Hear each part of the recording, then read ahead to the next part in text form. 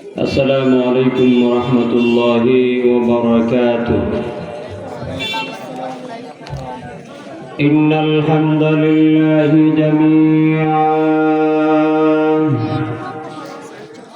الحمد لله نحمده ونستعينه ونستغفره ونؤمن به ونتوكل عليه ونعوذ بالله من شرور أنفسنا ومن سيئات أعمالنا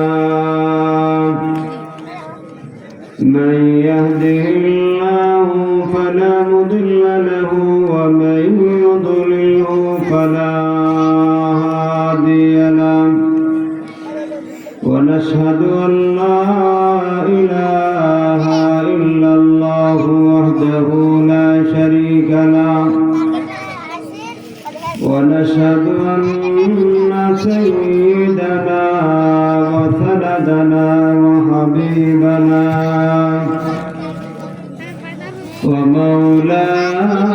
ومولانا محمدا عبده ورسوله أرسل إلى الناس كافة بشيرا ونذيرا وداعيا إلى الله بإذنه وسراجا منيرا أما بعد فقد قال الله تعالى في كلامه المجيد وفي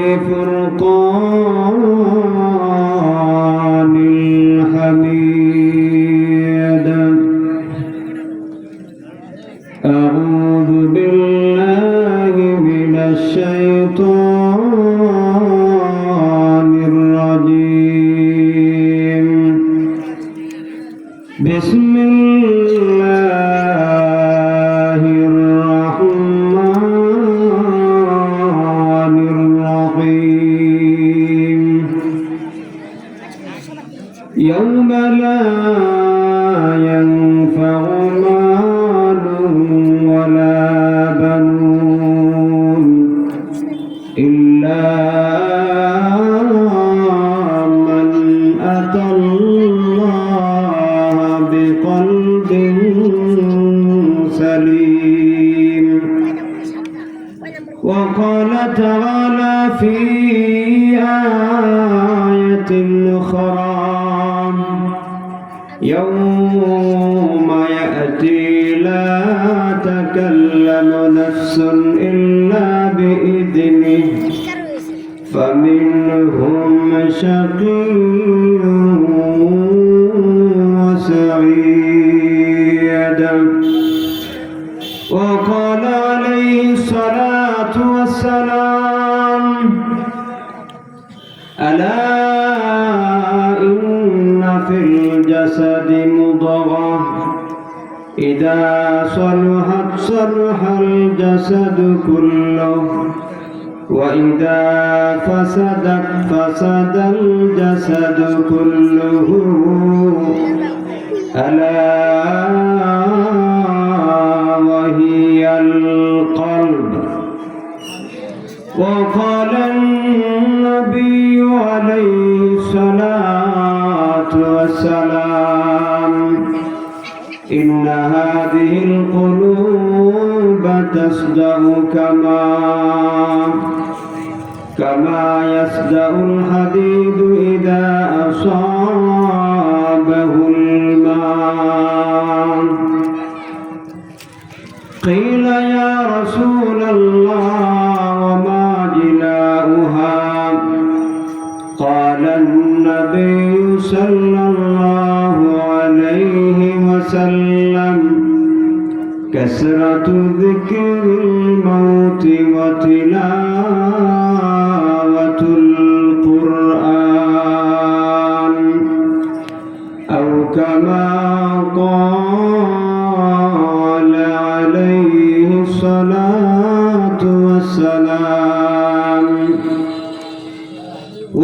وصدق رسوله النبي الكريم ونحن على ذلك من الشاهدين والشاكرين والحمد لله رب العالمين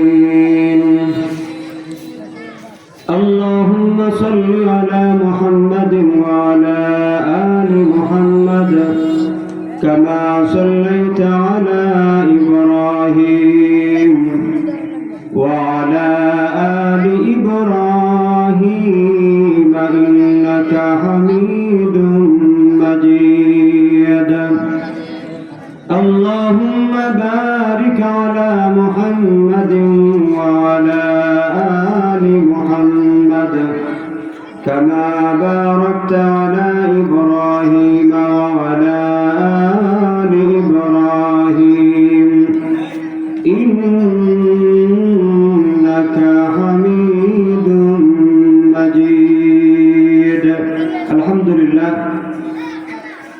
গাছতলা আল জামিয়াতুল ইসলামিয়া মাদ্রাসা কর্তৃক আয়োজিত আজকের ইসলামী সম্মেলনের সম্মানিত সভাপতি, উপস্থিত জাতির কর্ণধার, নায়েবে নবীগণ, হযরত উলামায়ে কেরাম, আরো আমার সামনে উপস্থিত রয়েছেন অত্র এলাকার আমার পিতৃতুল্য মুরব্বিয়ান এলাম, আমার প্রাণ প্রিয় যুবক ভাইরা, সর্বস্তরে তৌহিদি জনতা, পর্দার আড়ালে বসা আছেন আমার অত্যন্ত শ্রদ্ধেয় সম্মানিত মা এবং বোনেরা, মহান রব্বুল আলামিনের দরবারে আলিশানে অন্তরে অন্তঃস্থল থেকে কোটি কোটি শুকরিয়া আদায় করছি, যিনি অত্যন্ত মহব্বত করে, দয়া করে, মায়া করে, ভালোবেসে অত্র এলাকার হাজার হাজার মানুষের মধ্য থেকে নির্বাচন করিয়া কোরআনের মাহফিলের মধ্যে আমাদেরকে শরীক হওয়ার তৌফিক দান করেছেন। এতে আপনারা খুশি না বেজার? একটু আওয়াজ দিতে হবে মুসলমানের মতন। মুসলমানের আওয়াজের মধ্যে পাওয়ার আছে না নাই? জোরে বলতে হবে, পাওয়ার আছে না নাই? মুসলমানদের আওয়াজ, আল্লাহু আকবারের আওয়াজের মধ্যে কি পরিমাণ শক্তি ছিল ইতিহাসের মধ্যে উল্লেখ করে দেওয়া হয়েছে। মুসলমান যখন কালেমার আওয়াজ দিয়েছিল তখন গড় গোবিন্দের তখ্তে তাবুত চূর্ণ বিচূর্ণ হয়ে গিয়েছিল। যেই মুসলমান এক সময় গোটা দুনিয়াকে, দুনিয়ার পিপাসার্ত মানুষকে পানি পান করিয়েছিল, আজকে লক্ষ্য করা যায় ওই মুসলমানই নিজেরাই পিপাসার্ত। যেই মুসলমান গোটা দুনিয়ার মানুষদেরকে সভ্যতা শিক্ষা দিয়েছিল, যেই মুসলমান গোটা দুনিয়ার মানুষদেরকে প্রকৃত মানুষ বানিয়েছিল, আজকে ওই মুসলমান নির্যাতিত, নিপীড়িত, নিষ্পেষিত। কথা বলেন ঠিক কিনা? কারণ আজকে মুসলমানদের ঈমান দুর্বল হয়ে গিয়েছে। মুসলমানদের ঈমান দুর্বল হয়ে যাওয়ার কারণে লক্ষ্য করা যায় গোটা দুনিয়ার মধ্যে বেঈমান, কাফের, তাগুতি শক্তি, বাতিল শক্তিগুলি ইসলাম এবং মুসলমানদের বিরুদ্ধে ষড়যন্ত্র শুরু করে দিয়েছে। ঠিক ভাইয়েরা আমার, এই জন্য মুসলমানদের মতন আওয়াজ দিতে হবে। আপনারা রাজি আছেননি? বিশেষ করে আমি যুবক ভাইদেরকে বলবো, আল্লাহ রাব্বুল আলামিন অত্যন্ত মহব্বত করে আমাদেরকে যৌবন কাল দান করেছেন। ও যুবক ভাই, আপনার এই যৌবন চিরকাল থাকবে না। তাই আসুন আল্লাহর কালাম কোরআনের মাহফিলের মধ্যে এসে আমরা এই যৌবন কালকে কাজে লাগিয়ে কালেমার আওয়াজকে উচ্চ আওয়াজে আর কালেমার আওয়াজকে উচ্চ করি। আল্লাহ তাআলা চাহে এই উসিলায় আমাদেরকে ক্ষমা করতে পারে, ঠিক কিনা? সুতরাং এলোমেলো হয়ে যারা ঘোরাফেরা করছেন তাদেরকে দৃষ্টি আকর্ষণ করে বলছি, ওই যে মাহফিলের সামনে দাঁড়িয়ে আছেন, একজনও দাঁড়িয়ে থাকবেন না। মাহফিলের সৌন্দর্য রক্ষার জন্য আপনাদেরকে বিনীতভাবে অনুরোধ করব, দায়িত্বশীল যারা আছেন, দায়িত্বশীল লোক ছাড়া বাকি কেউ কেন দাঁড়িয়ে থাকবেন না, সবাই মাহফিলে চলে আসি। আমি আপনাদের সামনে আল্লাহর কালাম কোরআনুল কারীম থেকে দুইটি আয়াত তেলাওয়াত করেছি, নবীজির হাদিসের ভান্ডার থেকে 2 হাদিস পাঠ করেছি, ইচ্ছা পোষণ করেছি তেলাওয়াত করা আয়াত পঠিত হাদিসের সমন্বয়ে কিছু আমলি কথা বলবো।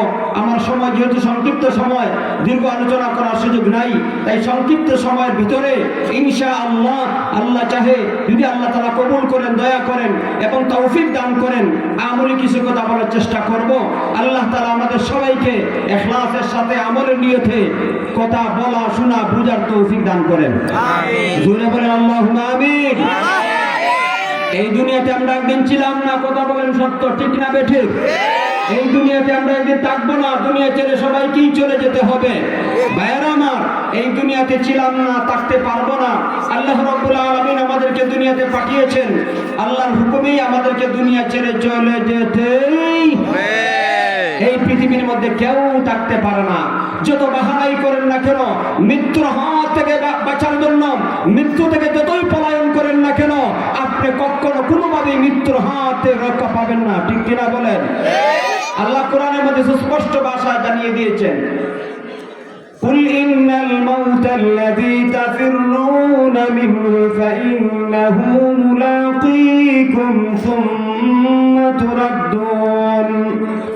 ثم تردون إلى عالم الغيب والشهادة فينبئكم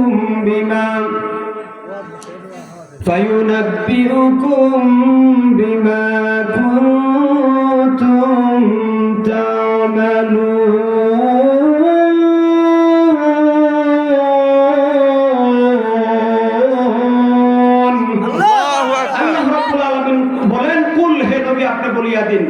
ইন্নাল মাউতাল্লাযী, ও মানুষ, মৃত্যুর হাত থেকে যতই পলায়ন করো না কেন, মৃত্যু থেকে যতই পলায়ন করো না কেন, এই মৃত্যু থেকে তুমি পলায়ন করে বাঁচতে পারবে না।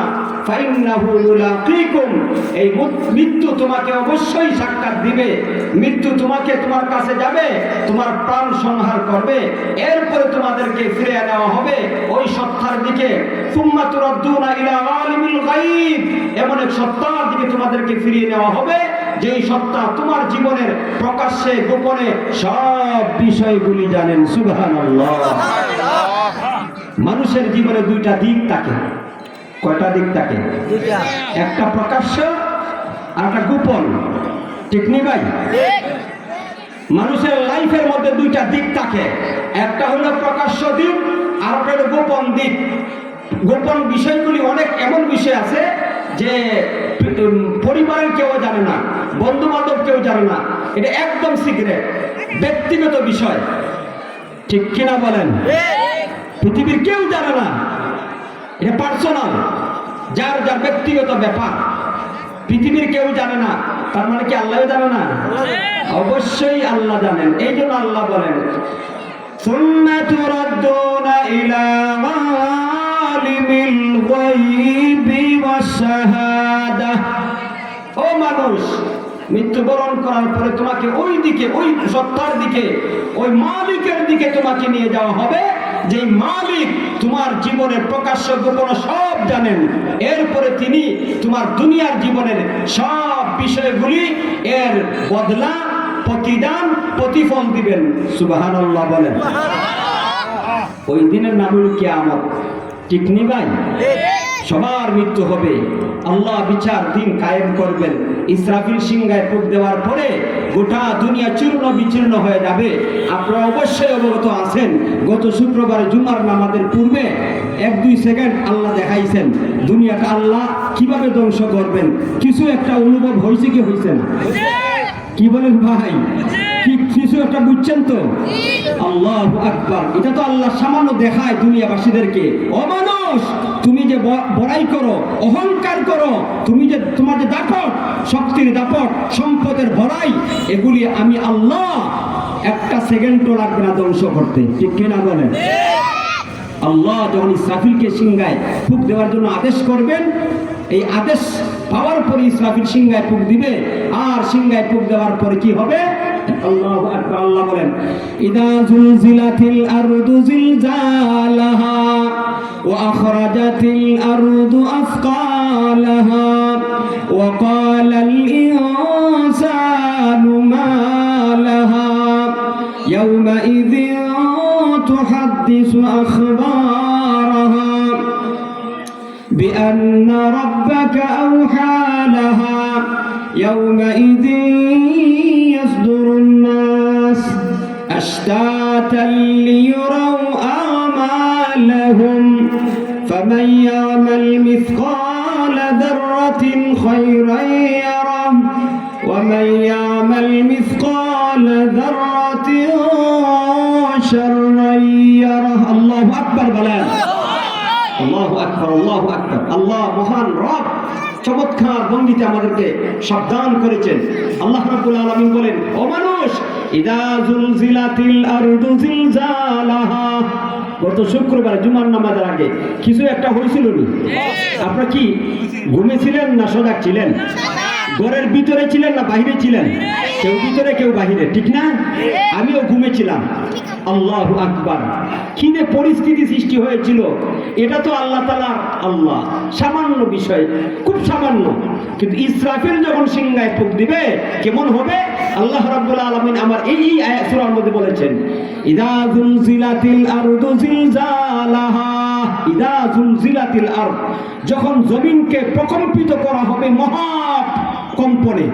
মহাকম্পনে যখন জমিনকে প্রকম্পিত করা হবে ওয়া আখরাজাতিল আরদু আসকালাহা জমিনের ভিতরে অভ্যন্তরীণ সব বিষয় বের করিয়া দিবে সুবহানাল্লাহ মুফাসসিরিনে কেরামগণ বলেন জমিনের ভিতরে সবকিছু বের করে দিবে মানে জমিনের ভিতরে সোনা দানা খনিজ সম্পদ আপনি সোনার খনি রূপার খনি ধন সম্পদের যত খনি আল্লাহ তাআলা রেখে দিয়েছেন এই খনিজ পদার্থগুলি বের করিয়া দিবে এবং মৃত ব্যক্তির লাশগুলি বের করিয়া দিবে আর ওই সম্পদের ভান্ডার দেখিয়া যারা চুরি করে হাত কেটেছিল চুরির অপরাধে হাত কাটা হয়েছিল যারা সম্পদের লোভে ভাইকে হত্যা করেছিল মানুষকে হত্যা করেছিল এই সম্পদ দেখার পরে এই সোনা দানা এই সম্পদ দেখার পর আফসোস করে বলবে হাই আফসোস আজকে এই জমির জন্য এই সম্পদের জন্য এই সোনা দানার জন্য আমি মানুষকে হত্যা করেছিলাম আমি চুরি করেছিলাম আমার হাত কাটা হয়েছে আজকে এই সম্পদ পায়ের নিচে পড়া আছে কেউ নিবে না ঠিক কিনা আল্লাহু আকবার ভাইরা আমার এই জন্য মৃত্যু সবাইকে বরণ করতে হবে আল্লাহ মৃত্যুর পরে কিয়ামত কায়েম করবেন এই বিষয়ে আমার নির্দিষ্ট বিষয় না আমি আপনাদেরকে নিয়ে যেতে চাই হাসরের ময়দানে হাসরের ময়দান কায়েম হবে আমাদের বিচার হবে ঠিক নি বিচার হবে বিচার করার ক্ষেত্রে হাসরের ময়দানটা কেমন ভয়ঙ্কর হবে ওই দিন একদিনটা হবে 50,000 বছরের সমান সুবহানাল্লাহ বলেন কানা মিকদারুহু 50,000 সানা আল্লাহ রাব্বুল আলামিন তার কালামের মধ্যে বলে দিয়েছেন ওই দিন একদিন হবে 50,000 বছরের সমান ওই দিন আল্লাহ তাআলা বিচার কার্য সম্পাদন করবেন বিচার কার্য শুরু করবেন ওই দিনের ভয়াবহতা এত ভয়ঙ্কর হবে এত বিভীষিকাময় হবে এত ভয়ঙ্কর আল্লাহ তাআলা কালাম কোরআনের মধ্যে বিবরণ দিয়েছেন সংক্ষিপ্ত একটা আয়াতের দিকে ইঙ্গিত করে আমি আপনাদেরকে বোঝানোর চেষ্টা করব যে ওই দিন কত ভয়ঙ্কর হবে আল্লাহ রাব্বুল আলামিন সূরা মুজাম্মিলের এক আয়াতের একটা অংশের মধ্যে বলেন فكيف تتقون إن كفرتم يوما يجعل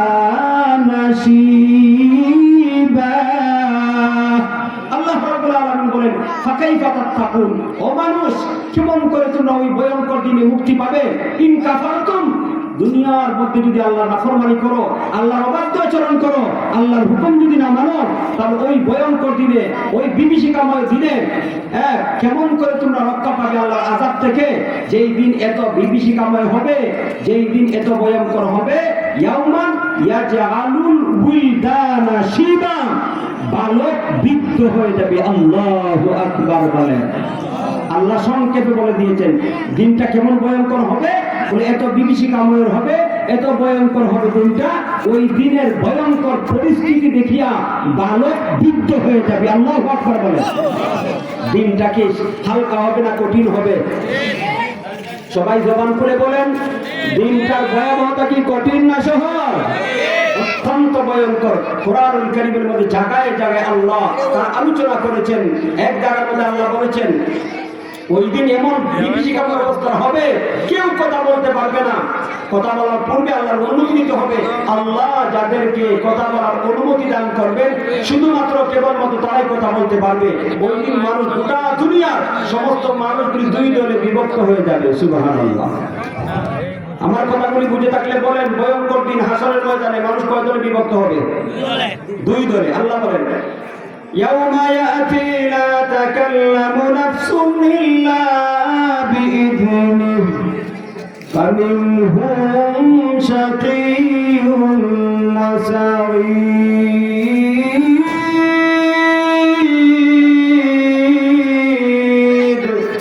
আল্লাহ বলেন, ইয়াউমা ইয়াতি, ও মানুষ, কিয়ামত যখন আসবে, লা তাকাল্লামু নাফসুন, লা তাকাল্লামু নাফসুন, কোন মানুষ কথা বলতে পারবে না, কোন মানুষ কথা বলার সাহস রাখবে না, ইল্লা বিইذনিহি, একমাত্র আল্লাহ রব্বে কারীম, মহান রব যাকে কথা বলার অনুমতি দান করবেন, কেবলমাত্র তারাই কথা বলার সুযোগ পাবে।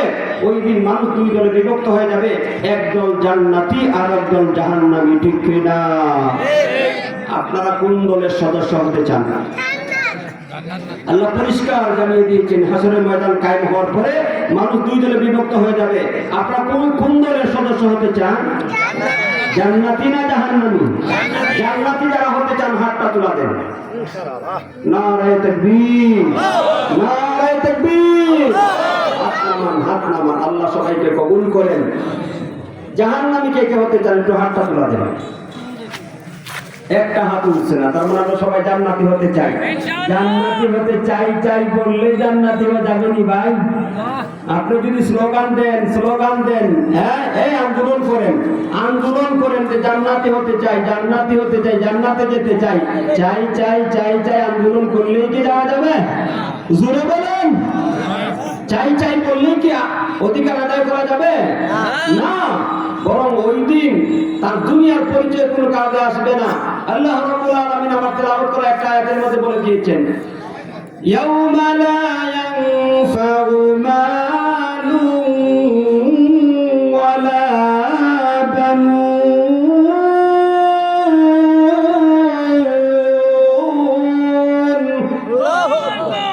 লা ইয়ানফাউ, আল্লাহ বলেন ইয়াউমা লা ইয়ানফাউ মালুন ওয়ালা বানুন। ও মানুষ, কিয়ামত এত ভয়ঙ্কর হবে, তুমি ভলিউম কমাইতে যাবে না? তোমরা কি বলো আমরা কিছু বুঝি না?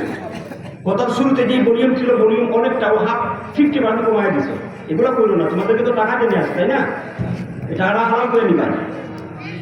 বক্তাদের দূরে ছিলে আর কষ্ট করে কথা বলতে হবে, তোমাদের মাইক আনার দরকার ছিল না। এই যে লোকগুলো আছে আমার উচ্চ আওয়াজে কথা বললে দিব সমস্যা। এই জায়গার মধ্যে আলোচনা শুরু হইলেই তারা আলপোস করে ভলিউমটা কমাই দেবে, মনে হলো তারা মাগ না আনছে। কর্তৃপক্ষ আপনাদেরকে টাকা দিবে না, এটা বেইনসাফি। কথা বলেন ঠিক কিনা? আল্লাহ বুঝার তৌফিক দান করেন। কি বলছিলাম স্মরণ আছে তো নাকি? আমরা জান্নাতি হতে চাই না জাহান্নামী হতে চাই না? হাসরের ময়দান কায়েম হওয়ার পরে দুনিয়ার সমস্ত মানুষ, আদম পয়গম্বর থেকে নিয়ে কিয়ামত পর্যন্ত যারা এসেছিল, আসবে, সমস্ত গোটা দুনিয়ার সব মানুষগুলি কয় দলে বিভক্ত হবে? দুই দল। আল্লাহ রাব্বুল আলামিন বলেন, ও মানুষ, ওই দিন গায়ের জোর, সাফা জোর, বংশের মর্যাদা, প্রতিষ্ঠান কোনো কাজে আসবে না। এমনকি তোমার দুনিয়ার সঞ্চিত সম্পদ, তোমার আত্মীয় স্বজন, তোমার বন্ধু বান্ধব, সন্তান সন্ততির মাধ্যমে কোনো উপকার পাওয়া যাবে না। ঠিক না? আল্লাহ রাব্বুল আলামিন আমার তেলাওয়াত করা আয়াতের মধ্যে ওই কথাটাই বলে দিয়েছেন, ইয়াউমা লা ইয়ানফাউ মালুন ওয়ালা বানুন ইল্লা মান আতাল্লাহা বিকলবিন সালিম।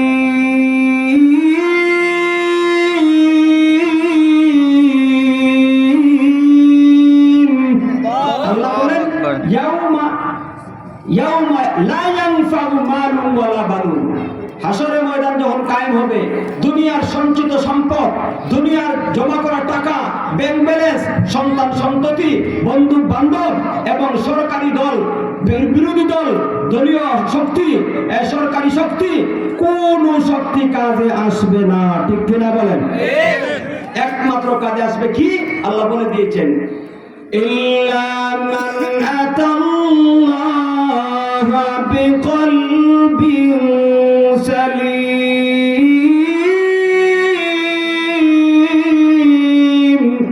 একমাত্র উপকৃত হবে, সাকসেস হবে, সফল হবে তারাই যারা তার কল্পকে সুস্থ করে উপস্থিত হবে। সুবহানাল্লাহ। কল্প বুঝেনি? কল্প হইল পাওয়ার হাউস। প্রত্যেকটা মানুষের মধ্যে তিনটা জিনিস আছে। কয়টা জিনিস? একটু আওয়াজটা বলতে হবে। প্রত্যেকটা মানুষের মধ্যে তিনটা বিষয় রয়েছে। একটা হলো কল্প, আর একটা হলো নফস, আর একটা হলো রূহ। কয়টা জিনিস? জোরে বলেন কয়টা? প্রথমটার নাম কি? কল্প। দ্বিতীয় বিষয়টার নাম নফস। তো এই 3 নম্বর বিষয়টার নাম হলো রূহ। এই তিনটা বিষয় আমার সামনে যারা আছেন বা যারা বাহিরে কথা শুনতেছেন, দুনিয়ার সমস্ত মানুষের মধ্যে তিনটা জিনিস রয়েছে, কল্প, রূহ এবং নফস। আলাদা আলাদা আলোচনা, এটা ভিন্ন বিষয়, ওইদিকে আমি যাব না। এর মধ্যে একটা বিষয় হইল কল্প। কল্প হইল আল্লাহর নবীর হাদিসের মধ্যে উল্লেখ করে দেওয়া হয়েছে, এটা হইল হৃৎপিণ্ড, গোশতের একটা টুকরা। আল্লাহর হাবিব বলেন, আলা ইন্না ফিল জাসাদি মুদগাহ ইদা সলুহাত সলুহাল জাসাদু কুল্লুহু ওয়া ইদা ফাসাদাত ফাসাদাল জাসাদু কুল্লুহু আলা ওয়া হিয়াল কলব। আল্লাহু আকবার বলেন। আল্লাহর নবী বিশ্ব নবী রাহমাতুল লিল আলামিন বলেন, ও আমার উম্মত, আলা হরফে তানবিহ, ও মানুষ, ও উম্মত, ইন্না ফিল জাসাদি মুদগাহ, প্রত্যেকটা মানুষের বডির মধ্যে একটা গোশতের টুকরা আছে।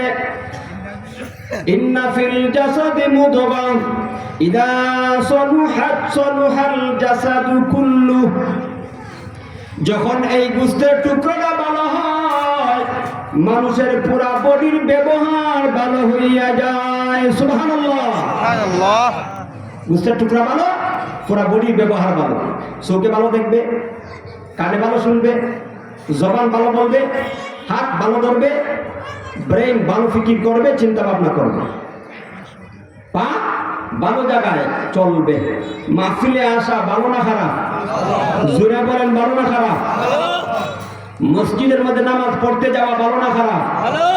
যাদের কল্প সুস্থ মসজিদে নামাজ পড়তে যাবে, যার কল্প সুস্থ মাহফিলে এসে বসবে, যার কল্প সুস্থ তাফসীরুল কোরআন মাহফিলের মধ্যে যাবে, বড় বড় উলামায়ে কেরাম বুজুর্গানে দিনে সাক্ষাতে যাবে। এটা হলো ভালো কল্পের আলামত। আপনার কল্প ভালো না খারাপ, সুস্থ না অসুস্থ, এটা বোঝার উপায়। ভাইয়েরা আমার, নবী যে হাদিসের শেষ দিকে বলেছেন, যখন ওই গোশতের টুকরাটা খারাপ হয়ে যায়, তখন মানুষের বডির ব্যবহার, অঙ্গ প্রত্যঙ্গের ব্যবহার খারাপ হয়ে যায়। নাউজুবিল্লাহ বলেন। আল্লাহ নবী হাদিসের শেষ দিকে বলেন, আলা ওয়া হিয়াল কলব, আল্লাহর নবী বলেন, হে আমার উম্মত, মানুষের বডির মধ্যে একটা গোশতের টুকরা রয়েছে, ওই গোশতের টুকরা যদি ভালো হয় তাহলে মানুষের পুরা বডির ব্যবহার ভালো হয়ে যায়। আর যখন এই গোশতের টুকরা খারাপ হয়, নষ্ট হয়, মানুষের পুরা দেহের ব্যবহার, বডির ব্যবহার খারাপ হয়ে যায়, ওই গোশতের টুকরার নাম হইল কলব। সুবহানাল্লাহ। তাহলে কলব বুঝছেন নি? গোশতের টুকরা, হৃৎপিণ্ড, অন্তর, মন, অনেক অর্থ আছে। এই টুকরাটা হইল পাওয়ার হাউস। এটা আপনি বাস্তবায়ন করে, এই কল্প যদি সুস্থ হয়, তখন ওই মানুষটা, আল্লাহ তার এই পুরা অঙ্গ প্রত্যঙ্গের ব্যবহার তার ভালো হয়, সুন্দর হয়। চোখ দ্বারা দেখে, ভালো জিনিস দেখে, জবান দ্বারা বলে, ভালো কথা বলে, কানে শুনে, ভালো কথা শুনে, চলে, ভালো রাস্তায় চলে, ব্রেইন দ্বারা ফিকির করে, চিন্তা ভাবনা করে, এটাও পবিত্র হয়, ভালো হয়। আর যখন কল্পের এই কল্প ফাসেদ হয়ে যায়, নষ্ট হয়ে যায়, দুর্গন্ধযুক্ত, নাপাক হয়ে যায়, তখন তার চিন্তাও নাপাক হয়, তার চোখের দেখাও নাপাক হয়, তার জবানের বলাও নাপাক হয়, তার হাতের ধরাও নাপাক হয়। কথা বলেন ঠিক কিনা? আমাদের বুঝার দরকার আল্লাহ যে বলেছেন ইল্লা মান আতাল্লাহা বিকলবিন সালিম, ও মানুষ যদি ওই ভয়ঙ্কর দিনে হাসরের ময়দানে নাজাত পেতে চাও, মুক্তি পেতে চাও, জান্নাতি হতে চাও, তাহলে তোমাকে তোমার কল্পকে সুস্থ এবং পরিশুদ্ধ করে আমার সামনে উপস্থিত হতে হবে।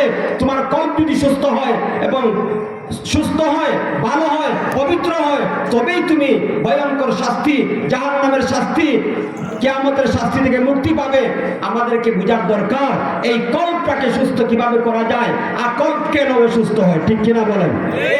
প্রথমে আমরা আলোচনা করব যে কল্প অসুস্থ হয় কেন, কি কারণে, কিভাবে। নবীজি একটা হাদিসের মধ্যে বলেছেন ইদা আযনাবাল আবদু যানবান, আদম সন্তান বালেগ হওয়ার পরে যখন কোনো গুনাহ করে, নুকিতাত ফি কলবিহি নুকতাতুন সাউদা, সে যখন বালেগ হওয়ার পরে কোনো অপরাধ করে, গুনাহ করে, এই একটা গুনার কারণে তার কলবের মধ্যে কালো একটা দাগ পড়ে। নাউজুবিল্লাহ বলেন, জোরে বলেন না নাউজুবিল্লাহ, সবাই জবান খুলে বলেন নাউজুবিল্লাহ। আল্লাহর নবী বলছেন কথাটা সত্য না মিথ্যা? কত পার্সেন্ট? 50%। এই কত পার্সেন্ট? নবীর কথা কত পার্সেন্ট সত্য? 100 100% মিয়া ফিল মিয়া, ঠিক কিনা বলেন? আল্লাহর নবী বলেছেন ইদা আযনাবাল আবদু যানবান, যখন কোন বালেগ পুরুষ অথবা মহিলা বালেগ হওয়ার পরে একটা গুনাহ করে, নুকিতাত ফি কলবিহি নুকতাতুন সাউদা, তখন তার কলবের মধ্যে একটা কালো দাগ পড়ে। যখন সে তওবা করে ফেলে, সুম্মা লাম্মা তাবা লাল আব্দু, এই বান্দা যখন তওবা করে ফেলে, গাফারাল্লাহু লাহু, আল্লাহ রাব্বুল আলামিন তাকে ক্ষমা করিয়া দেয়। সুবহানাল্লাহ বলেন। বান্দা গুনাহ করবে এটা আল্লাহ আগেই জানে। দুনিয়াতে মানুষ পাঠানোর পূর্বে আল্লাহ জানতেন কি জানতেন না? জোরে বলেন, জানতেন কি জানতেন না? এই জন্যই আল্লাহর নাম রেখেছেন গাফফার, এই জন্যই আল্লাহর নাম রেখেছেন গাফুর, এই জন্য আল্লাহর নাম রেখেছেন রহিম, এই জন্য আল্লাহর নাম রেখেছেন রহমান, ঠিক কিনা? আমার আল্লাহ রাব্বুল আলামিন দুনিয়াতে মানুষ প্রেরণ করার পূর্বেই জানতেন এই দুনিয়ার মধ্যে মানুষ আসার পরে শয়তানের ধোঁকায় পড়িয়া, নফসের ধোঁকায় পড়িয়া গুনাহ করবে, আল্লাহর নাফরমানি করবে। দয়াময় আল্লাহ জানতেন, যার কারণে আল্লাহ তাআলা ক্ষমার দরজা খুলে রেখেছেন। বায়ার আমার আল্লাহর কোন বান্দা বান্দি এই জমিনের মধ্যে আল্লাহর নাফরমানি করিয়া যখন গুনাহ করে, আল্লাহর অবাধ্য আচরণ করিয়া যখন নফসের উপরে জুলুম করে, যখন জালেম হয়ে যায়, বান্দা যখন বুঝতে পারে ভুল করেছে, ভুল করিয়া আবার যখন আল্লাহর কাছে মাপ চায়, মহান আল্লাহ তার গুনাহ ক্ষমা করিয়া তাকে আবার পবিত্র বানায়া দেয়। কেমন পবিত্র? আত-তাইবু আনিদ যামবি কামান লা যামবা লাহু। আল্লাহর হাবিব বলেন, ও আমার উম্মত, গুনাহগার পাপিষ্ঠ, পাপ করার পর যখন সে লজ্জিত হইয়া আল্লাহর কাছে তওবা করে, প্রভু ভুল করেছি, আল্লাহ দয়াময় আল্লাহ এই বান্দার কাকুতি মিনতি চোখের পানি ছেড়ে দিয়ে যখন কাঁদে, আল্লাহ আমি ভুল করেছি, দয়া করে আমার মাফ করিয়া দাও। আল্লাহর ফেরেশতাদেরকে আল্লাহ তাআলা সাক্ষী রেখে বলে, ও আমার ফেরেশতারা দেখো তো, সে জানে তার একজন রব আছে, সে জানে যে তার রব এই পাপ যদি কমানো হয় শাস্তি পাবে, তার রব তাকে শাস্তিও দিবে, এবং তার রব তাকে ক্ষমা করার যোগ্যতা রাখেন, তাকে ক্ষমা করার ক্ষমতা রাখেন। তোমরা সাক্ষী থাকো, আমাকে সে দেখে নাই, না দেখে এই গুনার শাস্তির ভয়ে আমার কাছে লজ্জিত হয়ে মাপ চাইতেছে। তোমরা সাক্ষী থাকো, আমার গোলামকে আমি ক্ষমা করে দিলাম। সুবহানাল্লাহ। আত-তাইবু আনিদ যামবি কামান লা যামবা লাহু। আল্লাহর হাবিব বলেন, ও আমার উম্মত, আল্লাহর কোন বান্দা বান্দি দুনিয়ার জীবনে বালেগ হওয়ার পরে যখন অপরাধ করে, অপরাধ করিয়া গুনাহ করিয়া নফসের উপর জুলুম করে, পরবর্তীতে যখন বুঝতে পারে সে নাফরমানি করেছে, গুনাহ করেছে, শয়তানের ধোঁকায় পড়িয়া আল্লাহর অবাধ্য হইয়া গজবের শাস্তির যোগ্য হয়েছে, পরে বুঝার পরে যখন আল্লাহর কাছে মাপ চায়, আল্লাহ ভুল করেছি, অপরাধ করেছি, নফস শয়তানের ধোঁকায় পড়িয়া নাফরমানি করেছি, আয় আল্লাহ আমি বিশ্বাস করি গুনাহ যদি ক্ষমা না করো জাহান্নামের শাস্তি ভোগ করতে হবে। ওগো আল্লাহ, জাহান্নামের শাস্তি সহ্য করার ক্ষমতা আমার নাই। আপনাদের আসেনি? জোরে বলেন আসেনি? বান্দা যখন বলে, প্রভু হে জাহান্নামের শাস্তি সহ্য করার ক্ষমতা আমার নাই, তওবা করলাম, আর জীবনে কোনোদিন নাফরমানি করব না, মেহেরবানি করিয়া দয়া করিয়া আমার গুনাহগুলি ক্ষমা করিয়া দাও। নবীজি হাদিসের মধ্যে বলেন, বান্দা যখন এইভাবে মালিককে ডেকে ডেকে মাপ চায়, চোখের পানি ছেড়ে দিয়ে ক্রন্দন করে, মহান আল্লাহ তার তওবা কবুল করিয়া তাকে এমন ভাবে ক্ষমা করে দেওয়া হয় যেমন নাকি জীবনে কোনোদিন গুনাই করে নাই। সুবহানাল্লাহ, সুবহানাল্লাহ। আমাদের আল্লাহর এই ক্ষমতা আছে না নাই? বলেন আছে না নাই? বুখারীর রিওয়ায়াত, 2 দিন আগে হাদিসটা পড়াইছি তোদেরকে। বুখারী শরীফের শেষ দিকে আল্লাহর নবী বলেছেন, বান্দা আল্লাহর প্রতি যেমন ধারণা করে আল্লাহ বান্দার সাথে তেমনি ব্যবহার করেন। সুবহানাল্লাহ। ভাইরা আমার, যখন বান্দা তওবা করে, তওবা করার পরে আল্লাহ তার গুনাহ মাফ করিয়া কলবের মধ্যে যে কালো দাগ পড়েছিল এই দাগটা মোচন করিয়া আবার কলবকে পবিত্র করিয়া দেন। সুবহানাল্লাহ। এখন যদি সে গুনাহ করতেই থাকে কিন্তু তওবা করে না, এমন বান্দা আল্লাহর জমিনে আছে না নাই? আছে। একটু আওয়াজ বাড়ায় বলেন, আছে না নাই? আল্লাহ গুনাহ করতে থাকে, কালো দাগ পড়তে থাকে, পড়তে এমন একটা আবরণ পড়ে, তখন এই কলবটা অসুস্থ হয়ে যায়। আর এই কলবের মানুষ, ওই কলবের লুঠা, তার কাছে আর ভালো জিনিস ভালো লাগে না, নামাজ পড়তে ভালো লাগে না, মাহফিলে আসতে ভালো লাগে না, আলেম ওলামাদেরকে দেখতে ভালো লাগে না, কোরআন তেলাওয়াত করতে ভালো লাগে না, জিকির আজকার করতে ভালো লাগে না, এদের বিরুদ্ধে কথা বলতে ভালো লাগে। কথা বলেন ঠিক কিনা? আপনি কি মনে করেন কোরআন সুন্নাহ মসজিদ মাদ্রাসা আলেম ওলামাদের বিরুদ্ধে কি বেঈমান কাফেররাই শুধু করে? বেঈমান কাফেরদের চেয়ে নামদারি মুনাফিক মার্কা মুসলমানরাই বেশি করে। কথা বলেন ঠিক কিনা? আজকে লক্ষ্য করে দেখেন আমার সোনার বাংলার অবস্থা। কোরআন সুন্নাহ আলেম ওলামাদের বিরোধিতা কারা করছে? কারা আলেমদেরকে জেলে ঢুকিয়েছিল? কারা আলেমদের বিরুদ্ধে ষড়যন্ত্র করে? খেয়াল করে দেখেন, অনুসন্ধান করে দেখেন। বেঈমান কাফের, ইহুদি খ্রিস্টান এতরা না। আপনার আমার এই সন্তান, আপনার আমার এই জাতি মুসলমান গাদ্দার মুনাফিক মার্কা মুসলমানরাই আলেম ওলামাদের বিরোধিতা করে। জোরে বলেন ঠিক কিনা? কারণ কি? এই মুসলমান সুলকায় কেন? আলেমদেরকে দেখলে অ্যালার্জি বাইরে যায় কেন? অন্তর কল্প অসুস্থ হয়ে গেছে। ঠিক কিনা বলেন? এই কল্পকে সুস্থ না করে যদি মারা যায়, একটাও মাটিত ফরত না, ফেরেশতারা তুলিয়া দিব শরীরের মধ্যে। ঠিক নেই? এখন কেমন করে সুস্থ করবেন? নবীজি বলেন, হাদিসের মধ্যে আছে, আল্লাহর হাবিব সাল্লাল্লাহু আলাইহি ওয়াসাল্লাম বলেন, ইন্না হাদিল কুলুবা তাসদাউ কামা ইয়াসদাউল হাদিদু ইযা আসাবাহুল মা। নবীজি দৃষ্টান্তটা বুঝান, লোহার মধ্যে পানি লাগলে যেমন ভাবে লোহার মধ্যে জং পড়ে, আদম সন্তান গুনাহ করলে তার কলবের মধ্যে এইভাবে গুনার জং পড়িয়া যায়। নাউজুবিল্লাহ বলেন। নবীর সাহাবীরা নবীকে প্রশ্ন করলেন, ইয়া রাসূলুল্লাহ, গুনার দ্বারা যদি কলবের মধ্যে ময়লা লাগে, জং পড়ে, তাহলে কেমন করে এই কলব পরিষ্কার করবে? আল্লাহর নবী 2টা ব্যবস্থা উল্লেখ করছেন। এর মধ্যে একটা হলো কাসরাতু যিকরিল মাউত, অধিক পরিমাণে মৃত্যুকে স্মরণ করা। সুবহানাল্লাহ বলেন। এইজন্য আমরাও আমাদের অন্তরের মধ্যে, কলবের মধ্যে গুনার কিছু কালিমা আছে না নাই?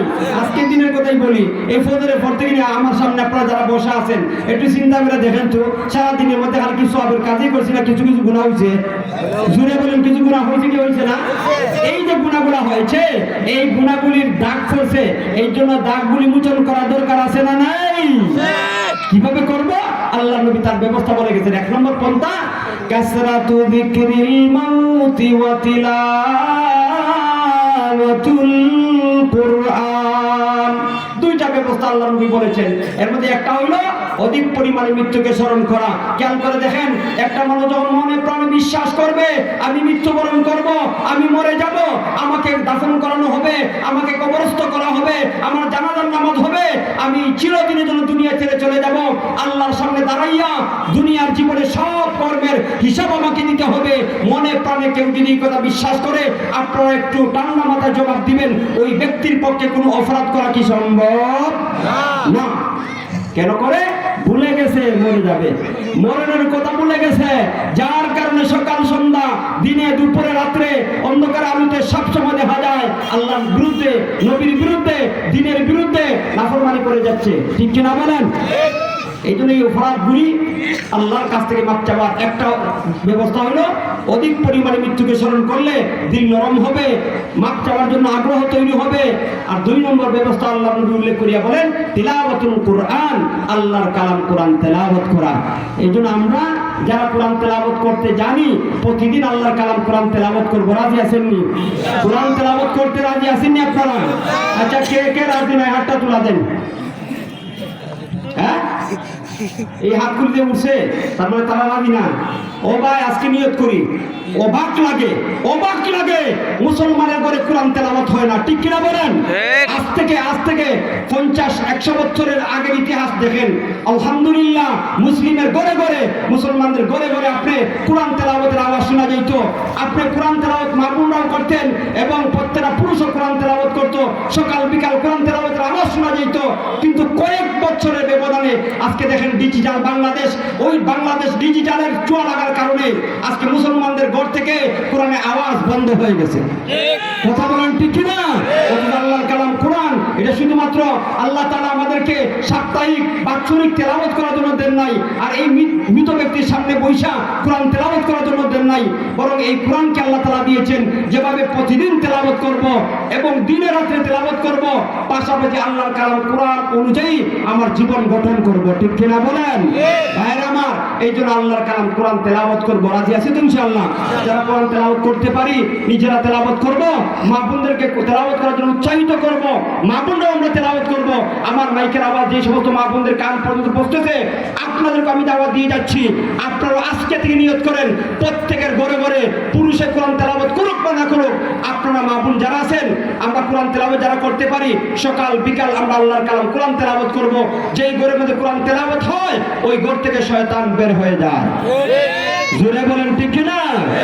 যেই ঘরের মধ্যে কোরআন তেলাওয়াত হয় ওই ঘরের মধ্যে আল্লাহর পক্ষ থেকে সাকিনা নাজিল হয়, ওই ঘরের মধ্যে রহমত বরকত নাজিল হয়, ওই ঘরের লোকদের কামাই রুজির মধ্যে আল্লাহ তাআলা বরকত দান করেন, ওই ঘর থেকে আল্লাহ তাআলা ফিতনা দূর করিয়া দেন, ওই ঘরের লোকদের মধ্যে আল্লাহ পরস্পরের মিল মহব্বত বৃদ্ধি করিয়া দেন। সুবহানাল্লাহ।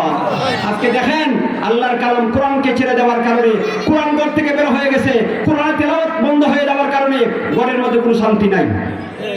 কথা বলছেন না কেন? অনেকের কাছে খারাপ লাগবে, আল হক সত্য কথাগুলি তিতা লাগে, বুঝলেন নাই? অনেকের কাছে খারাপ লাগবো, আরে ভাই আমি তো কেন্দ্রীয় একটা মসজিদের দায়িত্বে আছি, আমার কাছে প্রতিদিন কত জায়গা থেকে দোয়ার জন্য যায় লোকজন, হুজুর এই সমস্যা ওই সমস্যা, ছেলে কথা শুনে না, স্বামীর অভিযোগ, স্ত্রী কথা শুনে না।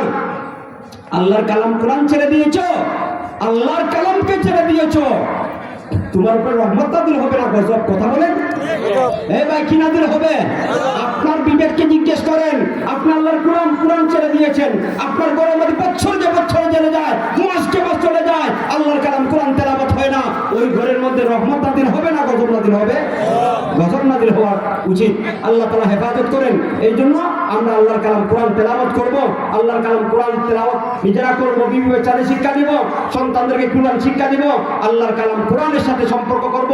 আল্লাহর কালাম কোরআনের রহমত আমার জন্য আল্লাহ কোরআনের মধ্যে উল্লেখ করে দিয়েছেন, তিলকা আয়াতুল কিতাবিল হাকিম হুদাউ ওয়া রাহমাতাল লিল মুহসিনিন। জায়গায় জায়গায় আল্লাহ কোরআনের কোয়ালিশন, আল্লাহ কোরআনের বৈশিষ্ট্য উল্লেখ করিয়া বলেন। কোথায় আল্লাহ তাআলা বলেছেন কোরআনটা রহমত, কখন আল্লাহ তাআলা বলেছেন কোরআনটা হলো রহমত, কোরআনটা হলো বরকত, আল্লাহ তাআলা বলেছেন কোরআনটা পথ প্রদর্শক। এই কোরআনের যার সাথেই যারা আসবে তাদের সম্মানকে বাড়ায় দিবেন কে? আল্লাহ। জোরে বলেন কে? আল্লাহ। সম্মান বাড়াইতে চান, সম্মান বৃদ্ধি করতে চান, সম্মানিত হতে চান, আসেন কালাম আল্লাহর কালাম কোরআনের কাছে, কোরআন ধরেন, কোরআন গ্রহণ করেন। আল্লাহ তাআলা এই কোরআনের উসিলায় আপনার সম্মানকে বাড়ায় দিবেন। এই যে মাদ্রাসা গাছতলা জামিয়া ইসলামিয়া মাদ্রাসা, এখানে কি শিক্ষা দেওয়া হয় ভাই? জোরে বলেন কি শিক্ষা দেওয়া হয়?